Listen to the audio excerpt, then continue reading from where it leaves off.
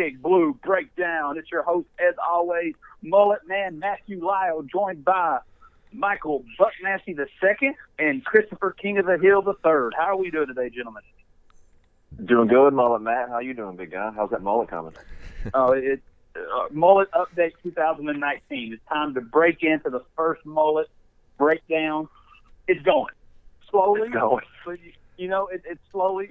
It's almost like when you want a nice yard. You can do it one or two ways. You can treat and baby and grow your yard, or you can go out and get the fake sod put down. It just doesn't hold up as well. So I'm growing it the good old-fashioned way. It's starting to just be longer in the back than it is on the sides. Not a whole lot. You can't really tell, but if you get in there and you look around, you'll notice. So it's like a mini party in the back? Oh, I wouldn't even call it a party. I'd call it a small get-together. Small get-together. Okay. It's like a book club in the back. There you go. Yeah. Yeah, just a dinner with friends. Like just a couple people. Just a small gathering. I like it, man. I like where it's going. And in the front, it's just a lunch. We're not business yet. It's just a lunch in the front, dinner with friends in the back. Like, seriously, man, I'm not going to lie. This is probably the one thing in 2019 that I'm looking forward to the most. You know what? It's going to be like, ironically, it's going to be like our 10 wins for Kentucky season. It took us a long time. It took us a while, from game 1 to game 10. There was some ups, there was some downs, there was some close calls, there was some sad moments. That's how this is going to be. This is how the Mullet Mania 2019 is going to be. It's not going to be an overnight success. There's going to be some greatness. There's going to be some downsides. There's going to be some disappointments. There's going to be some setbacks. But, my friend, when we come to the end of 2019, embrace greatness. Can't rush greatness, man. And, if you guys cannot tell, Chris is very, very jealous because he can't grow hair. You're exactly right. He can only grow like this side, the clown look. So he's very, very jealous right now. That's right. I'm extremely jealous. Anyone with hair, I'm totally jealous. If my hair is the UK football, then I think it's fair to say that Chris's hair is Louisville football. Oh. That it's just such a mess that he just had to give up on it and attempt some sort of restart. It is a complete dumpster fire. A complete overhaul is due. Complete. That's why I just stick to the beard, man. All right. Thing of beauty. Mike, anything you want to add on this little pre-show banter? Hey, anything you want to go in before we dive in? I definitely like the little hair joke stab at the Cards. I might have to add that to the list of puns for clicks. Shameless plug there. I always would. I would always encourage anything that can kick the Cardinals while they're down. I'm all for it. So we're going to move on in. Just 2 glorious days ago, Kentucky secured their 10th win with a 27-24 victory over number 12 Penn State in the Citrus Bowl. Before we dive into the game, let's just get what was our overall takeaway? So we're going to start with you, Chris. What was your overall takeaway of the Citrus Bowl victory? My overall takeaway? Well, the first half, honestly, was kind of boring. I don't think either team, both teams combined were 0 for 15 on third down conversions. I mean, it was kind of boring. Really, the big takeaway for me that first half was special teams. Now, I don't know about y'all, but I never would have picked special teams being one of the facets of the game that, it would make a big impact. But first half, man, it totally did. Our special teams was great. We had Terry Bowden the first score of the game was a punt return touchdown. Terry Bowden. We had whoa! Isn't Terry Bowden like an old Florida State coach? It's Lynn Bowden. Whatever, same thing. Get the name right. And then we blocked a field goal, I believe. Josh Allen blocked a field goal. Josh Allen, man. Josh Allen just being Josh Allen. Benny being Benny. Terry played horrible first half. I didn't think Benny was going to be able to put the whole team on his back and carry us like he did. But man, he was pretty vocal before the game about wanting to get that to be the all-time rushing leader at Kentucky, which he succeeded. So congratulations to him. I don't know, man. It was just a great game. First half was pretty boring. Second half was great. Third quarter was awesome. We exploded third quarter, scored 17 points. The end of the game was pretty – I mean, it was a little too close for me. That last 8 minutes, I think I bit off every single one of my fingernails to the nub because I was pretty nervous. But all in all, man, it was a great game. Very great game. It's probably – I mean, every other ball game that I've watched has been a blowout. Except for this one, it was close. And, I mean, I think that's kind of what you want in your ball games, really. But it was a great game. 10 wins. I mean, how can you not be excited for next year? And how can you not be excited to be a Kentucky football fan this year? You know, it's probably this team. I'm going to go ahead and say it. This team that's the best Kentucky football team I've ever seen. I think that any of us have ever seen. This is the first 10-win season since 1977. Yes, sir. So we're getting all kinds of monkeys off our back this year. You know, we beat Florida. We got 10 wins. We've got multiple players breaking all kinds of school records and stuff. We're fixing to see a Kentucky player be drafted first, second, third overall. It would not surprise me to see Josh Allen be picked the first overall draft pick, in the draft this year. He's going to go first, second, or third. I'm calling it now. He's got to. The man's a beast. I hate that he's got to graduate and leave, but, it happens. All right. What about you, Mike? Let's focus just on that Citrus Bowl game. What was your takeaway? Feel free to take me through the game. Whatever emotions you were feeling, just what was your takeaway? Just to add to that real quick, he is probably the best overall player in the draft, but he probably won't go in the top 5 simply just because of the way the draft works and teams trading up, like etc. But back to the game here, the bowl game at hand.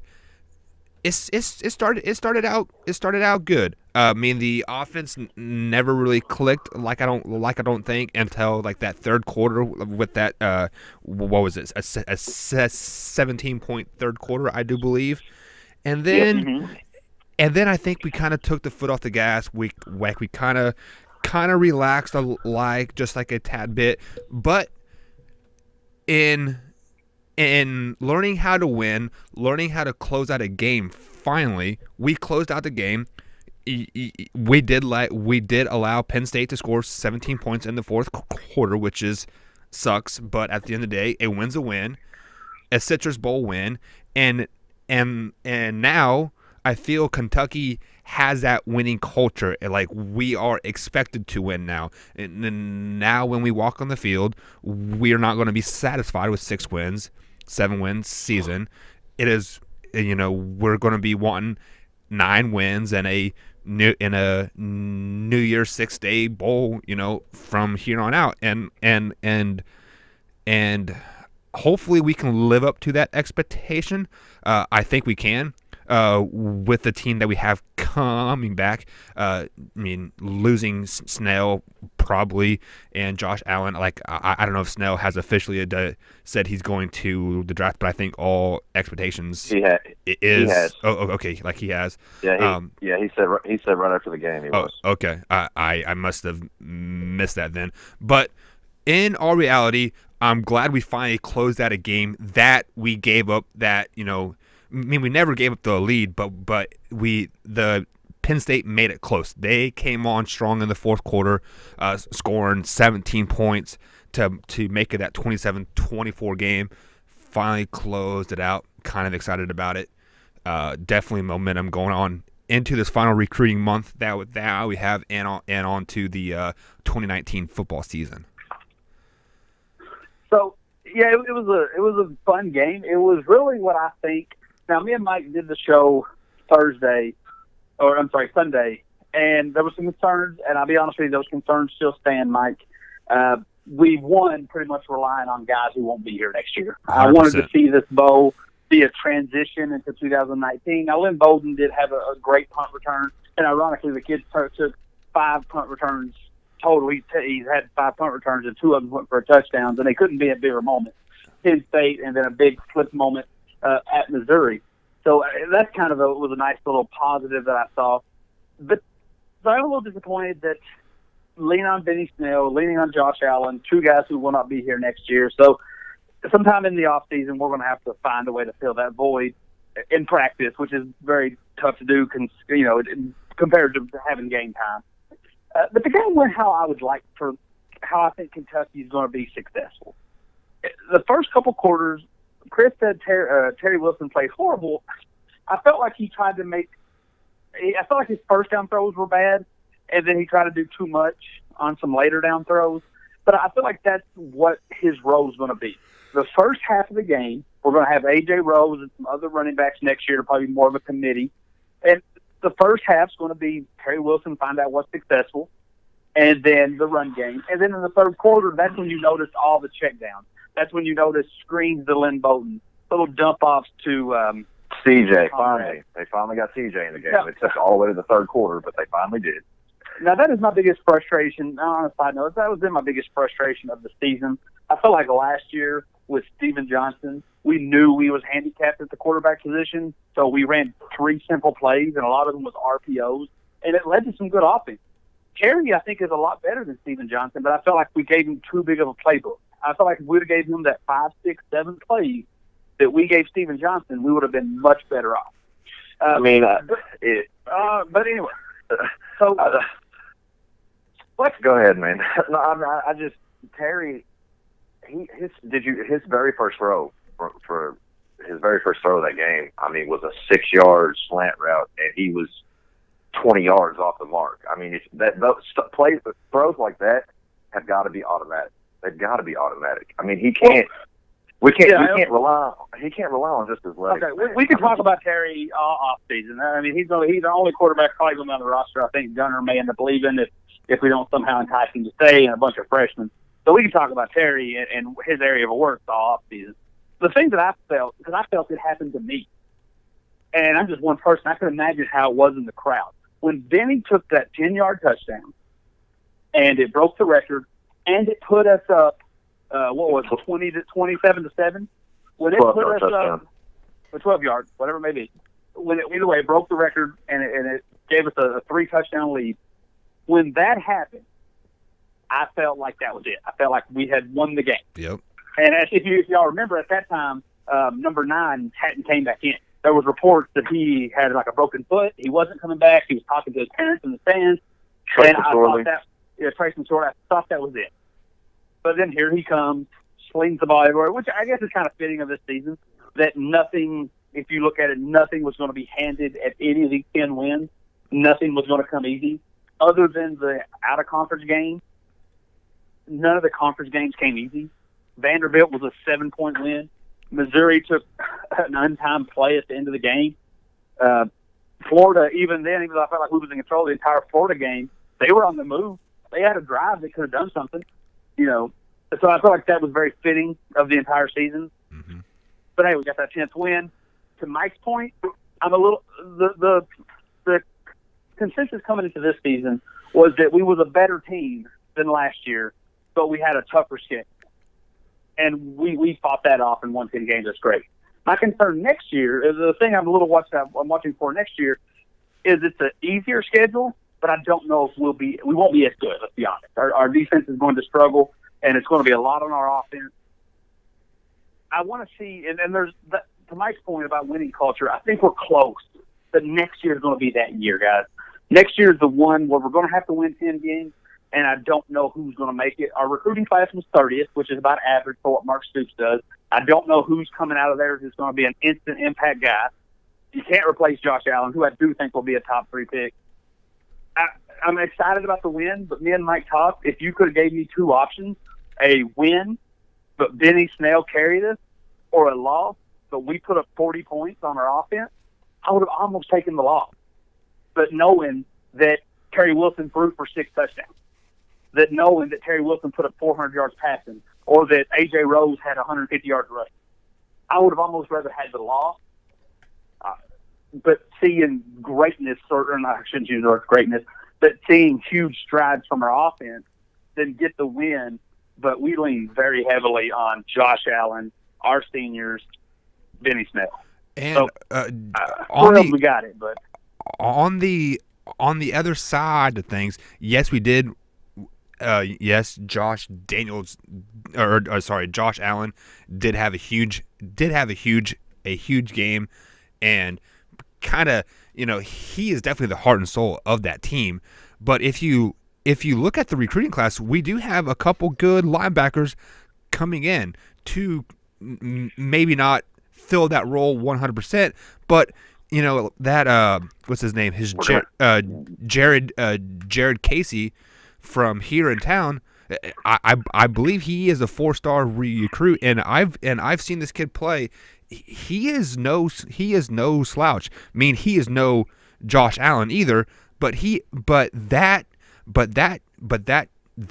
drop off, if he starts as a true freshman, which I think he might, he still has it. I mean, he's a very, very good player. So, I mean, him learning in this experienced defense from this year, from the first game that like he plays to the 12th game in his first season, you will see night and day. I guarantee it.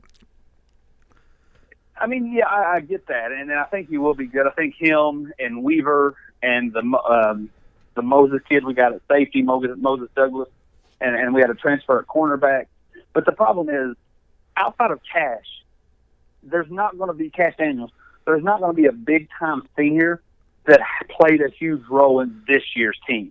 You're going to have some seniors on that front four. You're going to have Cash Daniels, of course, but you're losing your entire secondary. And that's my only concern is, are these guys going to be able to navigate it? Because if you look at that schedule next year, there's 5 games that I think are surefires. All 4 out-of-conference games, and, of course, Louisville, that's 4. And then I think Arkansas, who's really a bad team. So I think there's 5 really just gimme games. Then there's 3 that's up in the air. Vanderbilt. I'm drawing a blank. There's Vanderbilt. There's South Carolina, who we pretty played well against. We get Tennessee at home. I don't know how much better they'll be. The Missouri. I was thinking we were going to slack Missouri, but now they picked up Kelly Bryant. I hope our secondary comes ready to play. And then you got Florida at home, at Mississippi State, and at Georgia, which are going to be tough in their own way. So I think 9-10 wins is possible for next year, but man, we're going to have to grow early on offense and late on defense. On the positive side of things, we do have 8 home games this next year. So, right. So if we just do well at home, win all the home games. Yes, we do play Florida at home. Yes, we do play Missouri at home and Tennessee at home. All very losable games, but all very winnable games as well. We just got to pick 2 games up on the road, and we travel to Mississippi State and South Carolina. So. And even Vanderbilt. So really the only loss you can really probably check up for this next year, and obviously way too early pick 'em type of game. But when you travel to Georgia in the mid-October, I do believe it is. I mean, that's pretty much the only loss you can really chalk up on that board. Well, I think next year's team, and I'm okay with it. I think next year's team going to be mirror but flip this year's team. I think we're going to come in, and there's so much time. There's going to be negativity. There's going to be optimism. There's going to be pessimistic over the next 6 months until we get back into. But I think what's going to happen is, like this turn of this year, a lot of people said, "Oh, the defense is going to be pretty good." No, the defense was great. Right. And I think that's going to be we're not going to be as great on offense. But I think a lot of people come in here saying, "Oh, our offense is going to be mediocre." No, I think our offense, once we figure everything out, is going to be pretty good. It's our defense is going to be concerning. I'm with you, Mike, that I think you're not going to be able to run all over us. But I think if our young guys can't get to the quarterback, our secondary is going to cause a problem. But on the positive side of that, there were a lot of sophomores like this year. Me and Chris looked at this way long ago, earlier in the season. A lot of those sophomores in the secondary did play quite a bit. So they really the only one that played was Nesbitt. He's gone. But like they still got a lot of playing time in. Like not like 3 or 4 quarters, but like they played probably equivalent to a quarter and a half, 2 quarters every game. I'd have to look at that because the only one I remember playing very much is number 23. Yeah, and I can't pronounce his name, so he's going to be okay. But you got to remember, we didn't play much backups in the cornerbacks because we had 3 seniors. We had Johnson, Beatty, and Westry, so they were kind of all rotating. We had Mike Edwards and Darius West playing the safety spot, and so they didn't get a whole much swap. Now, like I said, linebacker Chris Oates got to play, Square got to play, Boogie Watson got to play a lot. So I'm good there. I'm just curious what these guys are going to do, and you might be right, Mike. They might come out there and say now's my time, and come up with some big interceptions, or at least some big passes. Yeah. We've also just been leaning a lot on our side. Those cornerbacks all average 6'3" to 6'4". These guys don't. So I'll be very interested to see how that plays. To your point about the schedule, I think we're going to have the same thing this year had. We're going to have the one obvious loss at Georgia. I think we're going to have the one Mississippi, the one road game this year with Texas A&M. I think next year it'll be Mississippi State, and then we're going to have that one game where we go out and lay an egg. Last year it was Tennessee. This year I think it's going to be Florida. I think it's going to be earlier in the season. We're trying to gel, and then we'll bounce back. I'm very optimistic about the team next year, especially that home stretch when you got Missouri, Vandy, Tennessee, Martin, and then Louisville. I think that's where you're going to see that next year's team just really flex their muscle and say, we're here, and Kentucky's still a 10-1 team. Yeah, like it would be awesome to, let's say we do lose to Georgia, which is, let's be honest, Georgia is a very good team, but then you rip off five straight wins heading into a bowl game. Very, very good. Yeah, and look, next year, I'm thinking, and we talked about this, Mike, on other shows. I'm thinking next year's the year Georgia and Bama both get in the tournament. As silly as that sounds. Probably.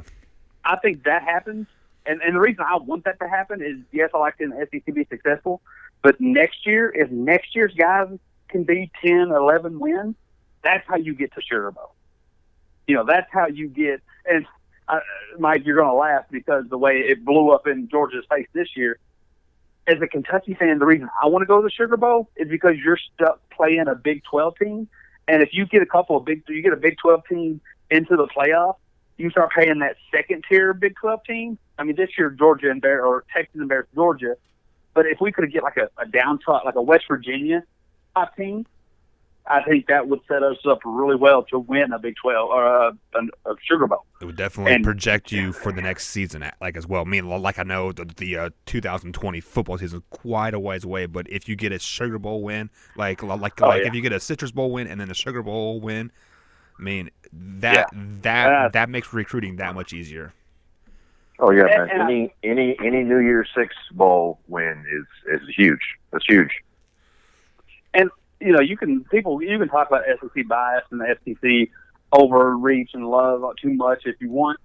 But one thing I feel like if you're rooting for a top 5, if you're a top 5 SEC team, you're not, unless you're up there with Bama, you're not going to be disappointed by the bowl you get. Unless you're I Georgia. think that's why I think Georgia was the one exception. I think that's why you saw Florida have such a big gap over Michigan. Michigan didn't want to be there. Florida did. No. We're not. Hey, Chris, no. The your gap, team got annihilated. No. Your team got annihilated. We're not talking. Yeah, about they got annihilated because half of the damn UCF defensive starters didn't want to play in their bowl game. They didn't want to play in the bowl game. You were out 4 starters. You were out 4 starters. Yeah, 4 big starters. Let me tell you. Let me tell you about this. This was the argument I've been making. If 4 starters causes you to lose by 40 points, then you weren't a championship team to begin with. I beg to differ on that. Like if you're losing 4 defensive starters, like your captain and your leading tackler and your leading which that's what it was. Yeah, two captains, our leading tackler, our leading sack guy. I mean, come on, man. There were way too many variables in that game. Way too many fucking. And you gave up, but you gave up 40 to a really bad Florida offense. No. If you defend Felipe Franks in that offense, you booted from the show because that was arguably one of the worser offenses in the SEC. Well, they didn't have a run game.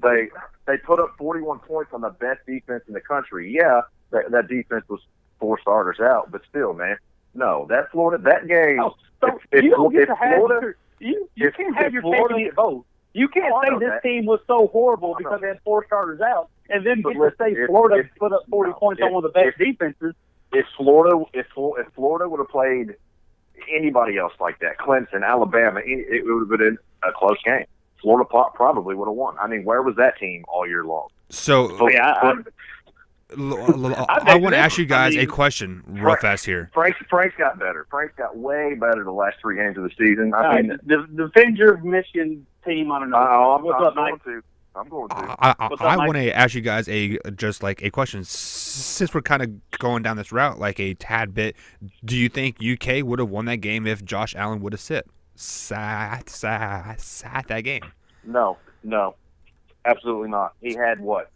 Like he had 3 sacks and blocked hurries, field goal. 3 sacks, blocked a field goal. No, man, no. I mean, but we they don't get lose by 40. No, we don't. But also, so that proves a point that one or 4 players can make a difference in a win or a you're damn right. I mean, if we're talking Josh Allen sitting out the bowl, we could have had 2 players sit out that bowl, Josh and Benny. We probably would have lost that game.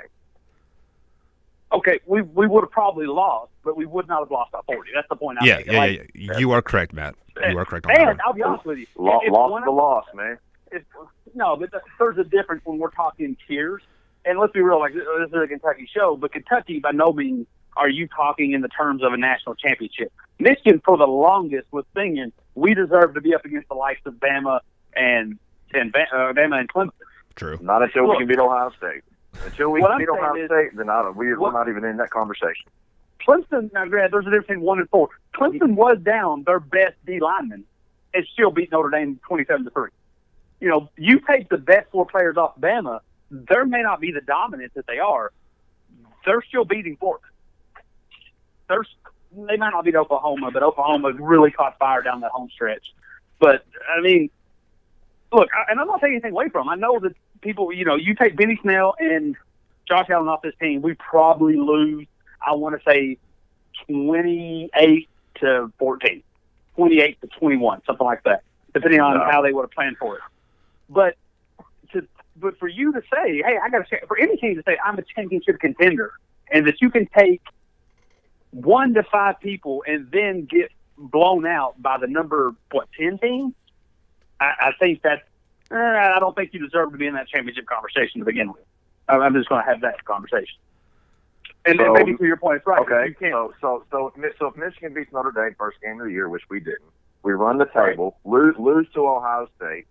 Don't make the Big 30, whatever it was. Whatever. Don't make the Big Ten title game. Make a bowl game, and we're still ranked in the top 10, 7th, 8th, whatever. And we play a 10th ranked. Let's just snowball it. Central Florida team. Let's say they're undefeated. You know, like they like to be. And we get blown out by Kentucky. We're talking Michigan. Okay, we're talking or any team really. Okay, we're talking Michigan. Okay, and when we get blown out, that one loss is going to keep us out of a national title contention or talk. Yes. I guess it kind of depends on what league you're in. I mean, or what conference you're in. If that exact scenario unfolded, yes, because if now that the season's pretty much over except for the championship game, and we can pretty much look back and see hindsight, you guys would have been left out because the way Georgia played Bama, they would have put Oklahoma 3 and Georgia 4. Because when you get beat, what was it, Mike, 63-38? Yeah, it was pretty ugly by your rival, and wasn't that at home, Chris? No, it was in the toilet bowl. Oh, okay, so it was in Ohio. So I didn't think you'd have been sitting out. Now, Mike, let's try to steer this big ship back onto the correct path. Mike, you were very passionate that Benny Snell and Josh Allen owed it to their team, to their coaches, to their fans to play this bowl game. And I think you could not have asked for more of this. You know, they may have rested. We talked about it. Josh Allen came out a couple plays to rest. I'm all for that. Benny Snell didn't carry the ball too much after he broke his record until it looked like we might lose, and then he came back in and closed out. Earlier in the season, when Josh Allen was quoted to be a top 20 pick maybe, he agreed to go to the Reese's Senior Bowl. Now that he might go 1, 2, or 3, do you think he should still own up to his original commitment and play in one more truly meaningless game? Well, as far as the Senior Bowl goes, usually the Senior Bowl is for these smaller schools for their players to just get that one last look. So, I mean, no, I don't think he should honor that. Simply because it could give somebody else a opportunity to shine in that Senior Bowl. So, no, I don't think he should go. I think he should really start focusing himself on the draft. I mean, because being a number 1 overall pick, that is a life-changing, family-altering money that he could he could have. So there's really no point of playing in that Senior Bowl. Give somebody else a shot for that last spot there on the team, and hopefully he can make his dreams come true as well. Chris, what about you? I mean, honestly, man, this kind of strikes a nerve with me because I just had to go through it with the Michigan game. I don't like, personally, I don't like when players sit out bowl games. I mean, I had to deal with it last year or the year before when Jabril Peppers sat out, and we got our ass handed to us by Florida State because we had no defense that game. I mean, I just had to go through the same thing with the Florida-Michigan game. I don't like it, man. I think you've already played an entire season, 12 games, whatever, more than that, and wrist injury at every one of them games. I mean, what's one more? Well, what's one more? Let me finish. The Senior Bowl is nothing but yourself. You're right, but in Josh's situation, which, I mean, theoretically, if you've ever watched the Senior Bowl or the East-West Carolina game or whatever the hell they call it nowadays, I mean, most players, they only play 2 or 3 series anyway, and then they sit and talk to NFL scouts. If you're a top recruit. The rest of the game. Or, if you're a top pick. Well, Josh is going to be. Even if he goes to that Senior Bowl and plays, he'll play 2 or 3 series, maybe if that, and then won't play anymore. I think, honestly, in my opinion, you're kind of spitting in my face as a fan if you don't step up and be a man of your word and play what you're supposed to. Like, man, I honestly, I can't stand that. I mean, how many people here can say they watched the Senior Bowl? Right. I don't. Look, I get your frustration, Chris, because it sounds like you're harvesting some from another love interest you have in Michigan Wolverines. Well, no, man. I mean, any team. He's not even going to wear the Kentucky uniform. He's going to be in orange and black. That's fine, but he'll have a UK helmet on, won't he? He'll still be a representative of the University of Kentucky, won't he? Well, no, because he sure will. No, because what they do is they share stickers. They get their white helmet. They'll take their white helmet, and he'll have 15 different logos on there. But still, when you see Josh Allen's name pop up on the bottom and his little stats and shit, what's going to be next to it? A University of Kentucky logo. Everyone's going to know. No, it is going to be a projected third overall pick. That and when was the last time that you can remember that we've had a player come out of this program that's on such a hype train and that everybody knows who he is? He's a household name, and he's going to be a top 3 pick in the NFL draft next year. I mean, it's been a while. Okay, you got to that. So let me propose some other solutions because I get where you're coming from. I get it, whatever. But okay, what's more important for this program? Josh Allen stand on the sideline at this bowl game? Or let's say he gets hurt and drops to the second round. That's going to be more. That's going to have more of a negative impact. Or doesn't get drafted at all because he's hurt. That's not going to affect. That will not affect the program whatsoever. Yes, it will. Chris. Hell no. We've got a 10-win season under our belt and just beat a very good Big Ten team in the Citrus Bowl. You can't take anything away from this season, man. You can't be a Kentucky fan and say that us finding our draft success isn't successful. Calipari makes a living off of it. seeing a football player go seeing a football player that's walking basketball, across the field, That's a seeing completely seeing a football player walk across the stage on a top 3 pick would do more for this program than almost anything other than winning a national championship. And we're going to see that. No, not if he gets hurt. No. Not if he becomes Jalen Smith for the Cowboys, who fell to the 4th round. Not if he becomes one of these other footnotes. You had a guy yourself, Jake Butt, was a 1st-round tight end. Fell all the way to the 6th round or whatever because he got torn ACL in a ball game and the Denver in the 6th round. Say this happens. Okay, I get it if you're Benny Snell. I get it if you're these players. You just seen Josh Allen record 17, and I think it's 17 sacks, not 17 and a half. It's 17 sacks against one of the better quarterbacks in the Big Ten. You've seen him against the likes of Texas A&M. You've seen him against the likes of Florida. You've seen him against the likes of Georgia. Though he lost that game, he still had a nice game, had 2 fumble recoveries. You've seen him put up these great season record-changing numbers against some elite opponents. Won every Defensive Player of the Year award, pretty much. For the most part. Okay. That can't be replicated. No. Well, okay, let me ask you this. Fours don't go as hard. So what happens if he gets out there and because he's overthinking it, doesn't play as hard because the game doesn't mean as much, and now his stock starts to drop? Now, because you know the NFL like everybody, what does the NFL love to do over those 3 months? They don't. The NFL doesn't sit there and like to talk about how this guy's a surefire number 1. This guy likes to sit and pick apart how you're not a number 1 pick. No, one game is not going to affect his draft stock. Not whatsoever. If he gets hurt, yes, it will. He will fall out of the 1st round. He'll fall out of the 2nd round. If he gets hurt, tears ACL, he is not getting drafted the first weekend. One game will not affect. No, there's no way. I mean, okay, let me ask you this. Okay. Back in '97, Charles Woodson wins the Heisman Trophy. He's still the only primary defensive player to ever win the Heisman Trophy.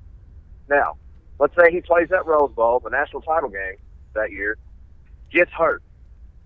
Does he still not get drafted in the 1st round of the NFL draft the next year? No, absolutely not. Especially not being a DB. No, absolutely not. No. I mean, you've seen it. Frank Gore, Willis McGahee, these guys breaking their legs drop off the face of the map. Why do you think your arch rival? Why do you think the other Bosa sat out the entire season when he hurt his foot? Okay, well, let me just stop you guys here. Well, just hang on 1 second.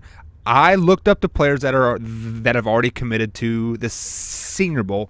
Josh Allen is committed to play in the Senior Bowl. Him and one other 1st-round projected pick is playing in the Senior Bowl, and that is Drew Lock from Missouri. And the only reason why he is playing is because he wants to be the 1st overall quarterback selected, and John Gruden is his coach. That's the only reason why he's playing. Well, okay. Now, since you have you have the roster for the game in front of you, Mike. Well, like there's a list of committed players. Yes. Okay, yeah, they haven't sorted the roster. They're not doing that. All right. Well, how many other Kentucky players are even invited to this game? There's one other that is committed, and it is I just saw his name, Mike Edwards, the safety. Well, there's Mike Edwards, and there's the lineman, and then Jordan Jones committed. Now, I don't know if they're going to allow him to do it since whatever his eligibility issues were. Yeah, he was out the Citrus Bowl because of academic issues. And Lonnie Johnson. I looked this up, and to Mike's point, Mike brought up a great point, because quarterbacks are weird, and quarterbacks can show out in a padless drill. That's how they evaluate quarterbacks. They don't need to play a full hard game to evaluate quarterbacks. So I can see why because Drew Lock can either be anywhere from the 1st quarterback taken to the 3rd quarterback taken, depending on how things they unveil. To Mike's point, I looked this up. Over the last 5 years, unless I missed like a late number 29 pick lineman, there's been 3 players drafted in the 1st round that played in the Senior Bowl. And Baker Mayfield. Do you want to know why? Josh Allen. Because they're quarterback. Well, no. Because this game is only good for 3rd, 4th, 5th round players. And this is where people find their diamond. They're padding their scouting tape. That's all they're doing. Well, yeah, but what I'm saying is the reason that the first round players that played for quarterback is because that's the only position that, depending on one game, you can drop like that, like that you can skyrocket, because quarterbacks are so valued that if somebody takes Drew Lock number 2, next thing you know, you'll have 5 quarterbacks you never heard of going in the first round, and they don't get touched in the game. Exactly. But Josh Allen has no reason to do that. And fans would actually be mad. Look, if you're in any of these social media groups with Kentucky fans, there's one consensus temperature. It's we want something. It's selfish, let's be honest, but we're fans. That's what we want. It's we want something. Once you give us that, we will let you do whatever you want. So when I brought up because I brought up the poll, and this is what me and Mike started talking about, and it found its way into the show. When I brought up the poll, if Josh Allen, who had a great season, got us 9 wins, set out the bowl game, would you all be mad? No, it was 9 at the time, before the bowl game. Okay. Would I be mad if he sat the game out? Hear me out. I positioned that question. Yes, everybody was furious because they wanted Josh Allen to deliver that 10th win. Once Josh Allen delivered that 10th win, I asked the question this morning: would you be mad if Josh Allen stood out the Senior Bowl? Nobody said yes. Well, because we got our 10th win. Nobody cares. Exactly. So you're the ones that here saying hurt our program you missed. So Benny Snell, for example, Benny Snell's an even better example. Halfway through the season, I asked if Benny Snell left early, would you be mad? About 70% of people said yes. If Benny Snell leaves before his senior year, we will be mad at him. Yeah, but now he's an all-time leading rusher, so nobody cares. Nobody cares. So why are you so passionate? They got what they needed out of him. Why are you sitting here trying to make a stand like fans are going to care if he sits out at games? It literally has no impact on Kentucky. Okay, well, no. For one, I'm not saying fans. I'm saying fans. Me. As a fan, it pisses me off. I wouldn't. No, man. As a fan, no. I don't like that. You are mad all about the wrong reasons, man. I mean, if you've committed to play an entire season, his season is over. The Senior Bowl is an expedition game for these seniors that probably won't make it to the NFL, and it's an expedition game. Expedition. It is not the season. And like I said, if you've ever watched that game, I mean, I've been to that game a couple times. It's in Mobile, Alabama. It's a waste of time. You have these. Yeah, it is a waste of time. So why play the game if it's a waste of time? Especially if you're already a lock 1, 2, or 3 pick. I don't know, man. I guess that's me and like my principles and values. I guess if I've committed to play a game, I'm gonna play the game. But you have. I mean, and look, but like I said, that game he's just gonna play 2 or 3 series and he's gonna sit on the sidelines the rest of the game. So really, it's not that big a deal. I'm just saying, me as a fan and me personally, if I've committed to play a game and to go out there and represent my university, that's what I'm going to do. I'm not going to find a way to get out of it. I've already spent the entire football season risking injury, putting my neck on the line or whatever to deliver to the fan. I'm going to keep doing it. Personally, let me ask you this. That's just me personally. Now, let me ask you this as a fan. Let me ask you this as a fan. Just as a fan. And first off, for the listeners, the reason I'm giving Chris such a time, me and Mike, we've been known to butt heads because I think that's in our blood. That's our personality. I don't let Mike slide when he tries to be holier than thou, knowing that he shares allegiances with Kansas State. So I'm not going to let you slide coming in here being a honcho fan as you sounded more passionate about Michigan than you have our own Big Blue Nation. So for the fans listening, saying, hey, why is our beloved host giving Chris, the King of the Hill, such a hard time? Let him know. I do not take lightly shared allegiance. But that's let me ask you a question. Let me ask you a question as a fan. Let me ask you a question as a fan, as a Kentucky fan. We're back on good terms here as Kentucky fans. Gotcha. Wouldn't you rather see? Let's just say Josh Allen says, you know what, I'm locked in. There's 1, 2, 3. I'm guaranteed money. I'm only going to work out with these teams, whatever. Because they do this. Because this is no different than when a guy thinks he's going to go 1 through 20, he works out with 20, 30 different teams. But once he's narrowed it down to 3 teams, or he's a top 5 pick, He doesn't work out with the Patriots. He doesn't work out with the Chiefs because they're not going to draft him. It's just a wasted energy and wasted risk. But let's just say his decision, and he hasn't made a decision. I don't know what he's going to do. But let's just say his decision to say, no, I'm bowing out, opens up an opportunity for a Chris Westry, a guy that's projected to go undrafted now. But if he shows out in the Senior Bowl, he could work his way into the 6th round.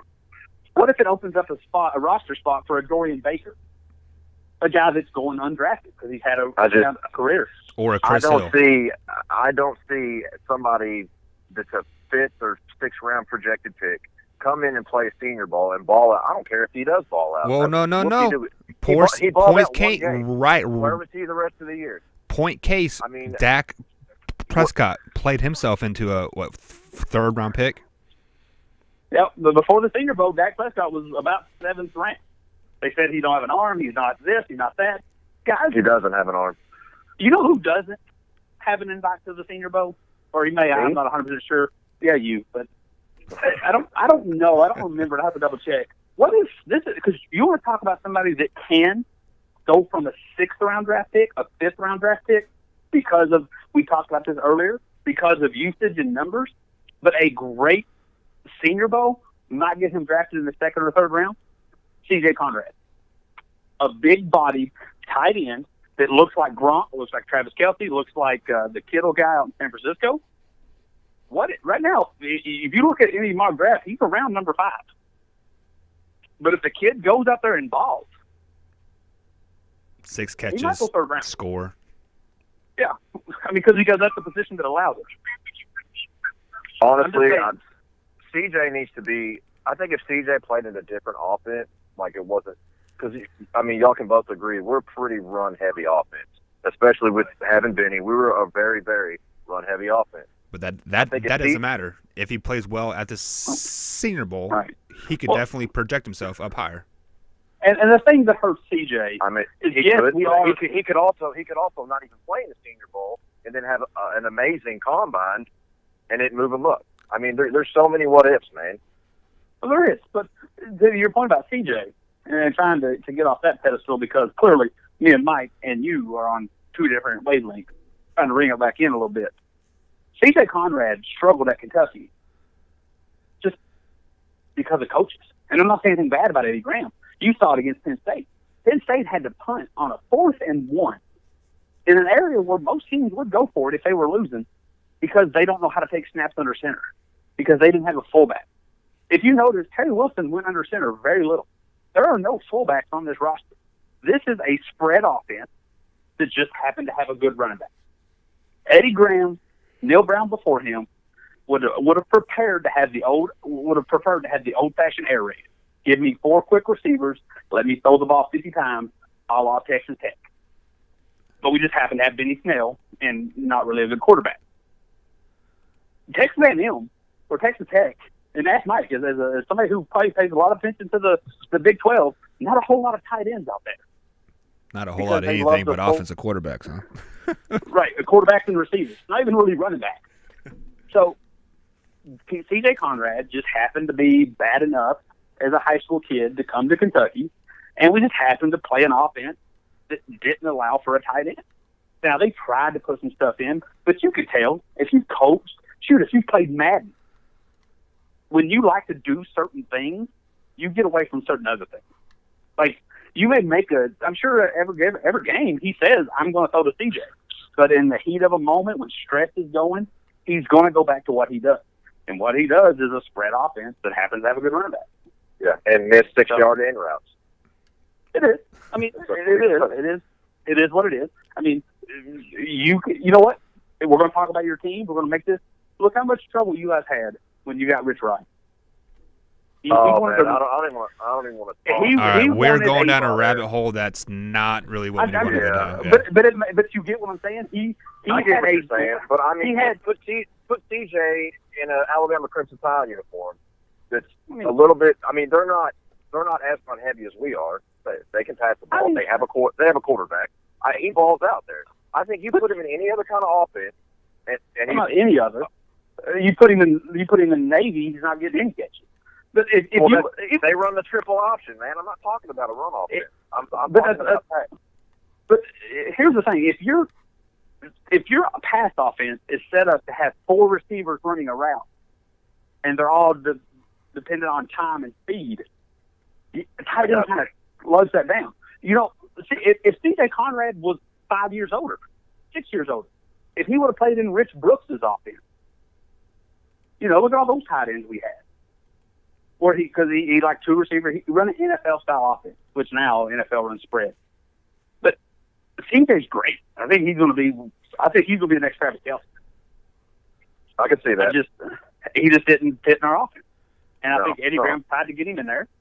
He just wasn't committed to it. All right, guys, we've gotten really passionate. It took up way more time than I ever wanted to take on that game. Real quick, because we moved the show, for anybody listening, we moved the show to 2 days a week so we could have less of this, more 30 minutes. But we're passionate about Kentucky. Even though we all love other sports, we all have other focuses, Kentucky's in all of our hearts. So I don't want that to ever be taken away wrong.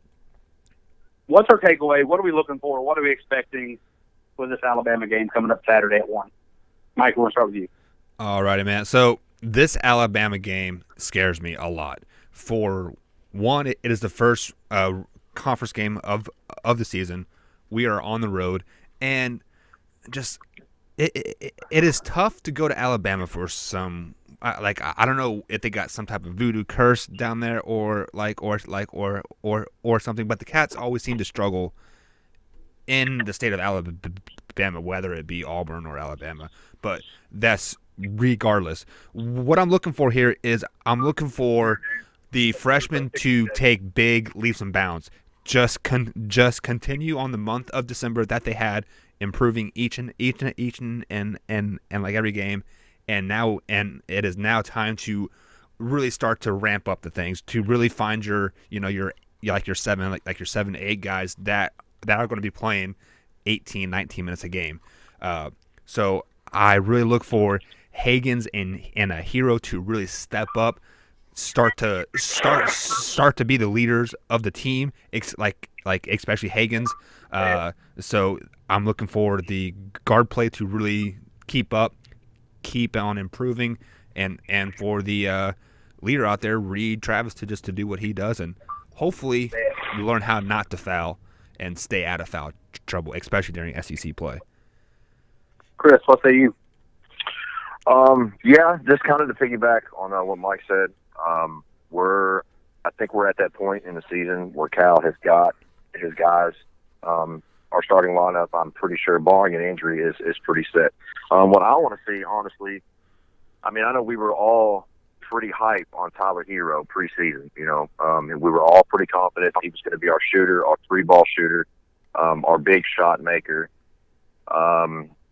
If you watch the North Carolina game, he took a lot of big shots, but he missed quite a few of them. He gets a lot of open looks, which is great, but he's got to start sinking shots. The Louisville game, he went off for 24 points, had 5 rebounds, 1 assist, 1 block.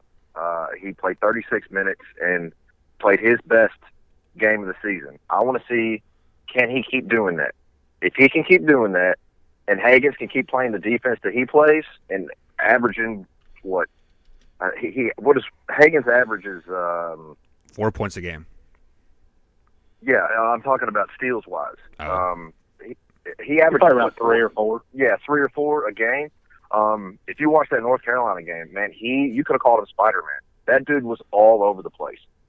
Had a great defensive game. If he can keep that up, I think we're going to be fine. I am not even worried, not one bit, about this Alabama team.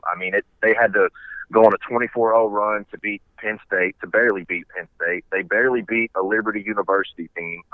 How many people out there can honestly say they've even heard of Liberty University? Their only big win, we could say, this year is they beat an Arizona team, and they only beat them by 3.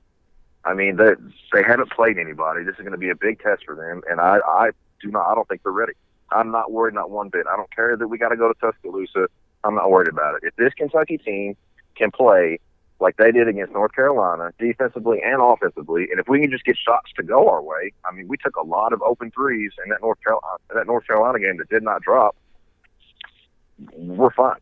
I'm not even worried. Not worried one bit about this Alabama team. Well, I think you're cashing in too soon. Yes, they barely beat Liberty and Arizona and all this, but it's still with Kentucky. With Kentucky coming in there, the place is going to be sold out. Everybody's going to be hyped. Players know that other scouts are going to be there. We're going to get their best shot. To Mike's point, I think the reason they play us so tough is because the last couple of years, outside of Monk and Fox, we kind of really struggled to have some legitimate all-star guards. And Avery Johnson at Alabama kind of gets some good guards down there. I think Hagan's will be key. I think their game will be very close. I think we'll win by about 6. But I think, kind of talking to Chris here, that your thought process is kind of the thought process of our fan base right now. And I caution you, because just like a movie where there's ups and downs, there's ebbs and flows, there's the star player, the hero has to struggle and overcome. There's still more struggles to come. There's going to be that one game. Not to mention, we got to go to Auburn, we got to play Kansas, we got to go to Tennessee. We play each of those twice. Mississippi State's a solid team. Very tough. There's going to be a couple games. There's going to be a couple games that you're going to sit there and you're like, why are we losing this? And I just think that's what happens. Just how the Kentucky teams play, other than the John Wall and Anthony Davis team. So I think this might be one of those games, but I think we're going to pull it out. I mean, I just caution you, Chris. I know you're sitting there, no worry at all. You might find yourself worrying a little bit this Saturday. All right, guys. Well, we've already ran way over what we wanted to. If people tuned out, if they are tuned out, they're going to tune out before our last segment here. My favorite thing to do, you know the rules, Mike. We're going to start with you. Since we played this game, we've got two huge wins. 2 wins that have set our program to potentially changing the fate of the outcome of our team. I'm going to give you a team. I'm going to give you a game. You just say win or lose. We'll see. Last time I think we played this, Mike, you said you had Kentucky going 9 losses. Let's see if that changed a little bit. Yep, 9 losses. At Alabama. We win this Saturday. Texas A&M. That's a win. Vanderbilt. Win, but very, very close. At Georgia. I'm going to say loss. At Auburn. Loss. Mississippi State at home. That is going to be a win. Kansas. Loss. Vanderbilt. Win. At Florida. Win. South Carolina. Win. At Mississippi State. Loss. LSU. Win. Tennessee. Loss. At Missouri. Win. Auburn. Win. Arkansas. Win. At Tennessee. Loss. Ole Miss. Win. Florida. Win. So Mike shaved off 2 losses. He would have us setting at 24-7. I think that's about. I think Mike. I think that's appropriate. I mean, you shaved off 2 based off what you've seen, but you're still holding your concerns. Good way to go, Chris. I think we had you. I think you had them at 8 losses last time. Something like that. Let's see if it's changed. At Alabama. Do it. That's a win. Texas A&M. Win. Vanderbilt. Win. At Georgia. That's a win. At Auburn. We're going to lose that game. Mississippi State. That's a win. Kansas. That's going to be a close one, but I think we drop that one. At Vandy.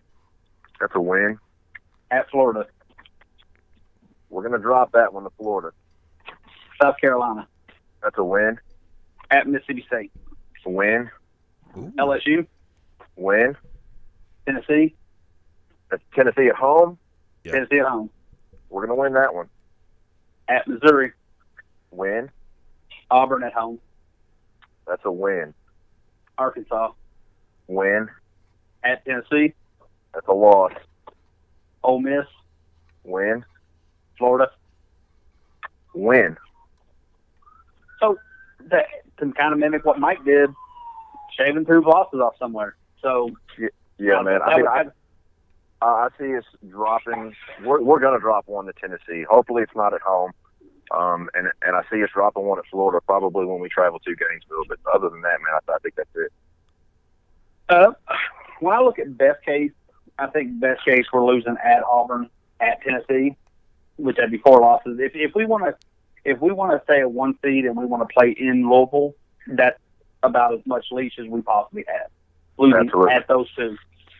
Realistically, and I am going to cop out a little bit here, I see us losing probably 3 games in the month of January, 3 to 4, and then probably 2 games in February.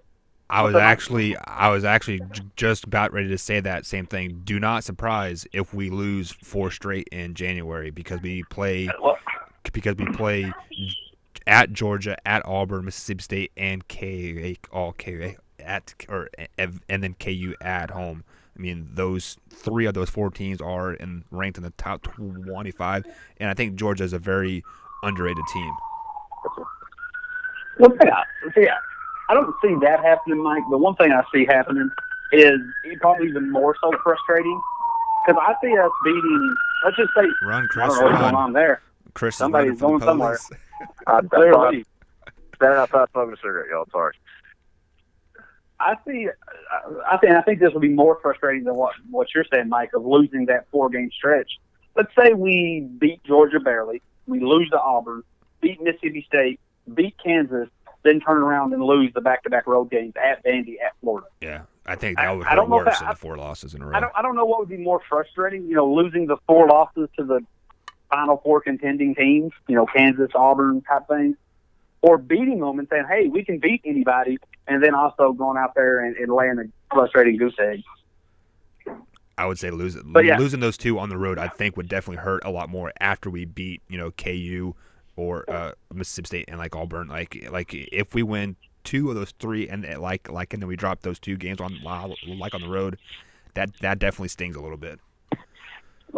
So this time I'm going to put it on it. I'm not going to go through the entire thing, but I'm going to say loss at Auburn. I think it gets ugly. We fight hard, but we lose. Loss at Vandy, Florida, Mississippi State, all 4 on the road. And then I think we lose at Tennessee and then at Missouri. So that puts you at 8 losses on the year? Yeah, it put me I actually think we go undefeated in the month of March, get to the Final Four. When April gets here, I don't know. There we go. All right, guys. Me and Mike have 8 losses. Chris has 6. We'll see how that goes after our game. Catch us. We'll be going back alive again or going back on Sunday. Any closing thoughts, anybody? Mike, Chris, anything? I'm just excited for Saturday. I'm excited for Saturday. I'm looking for my man Reed Travis for his first SEC game. See if he steps up to the bright lights. Yeah, man. Nope. I'll piggyback on that. I'm pretty excited for Saturday too, man. But I'm still pumped and juiced from that big Citrus Bowl win, man. I mean, it was a big year for us, the football program, and I'm pretty excited to see where it leads us, man. But we are done with football season, so it's time to get on the basketball bandwagon and let it rip. Absolutely. Well, that is it. Thank you for joining us on Big Blue Breakdown. We'll catch you next time. Go Cats.